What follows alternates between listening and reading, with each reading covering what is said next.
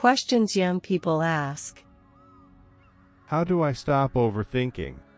Okay, so the question for today is, how do I stop overthinking? Alright, the truth is, um, for you to actually be thinking, then it shows you are healthy. Alright, first of all, it's a plus. You know, the fact that you're thinking is actually a sign that you are okay, you are healthy. You know, it's normal. Okay, but I like the question, overthinking. That means thinking beyond normal, right? When probably you're supposed to be doing something else, you're depressed, deep in thoughts and all. Okay, so how do I stop overthinking? First of all, I need us to understand that there are just some things that you cannot change, okay, in life on your own. Okay, so if such things happen to you, for example, let's say the death of a loved one, right?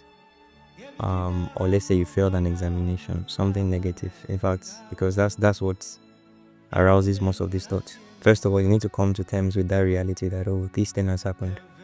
It has happened and it cannot be undone. Okay, you have to come in terms with that reality. For example, losing a loved one, you can't go to the grave and dig them out. You know, it has happened. So come in terms with that reality. And as believers, right, we advise to pray. Right, don't take prayer as something superficial. It's very important. The Bible says in Philippians chapter 4 verse, I think that should be 6 down. Do not be anxious for anything, right? But in everything, through prayer and supplications, let your requests be made known unto God. And if you read the latter part of 7, it says, and the peace of God which surpasses all understanding will guard your heart. So it's very important you commit all your worries and anxiety to God. Very, very important.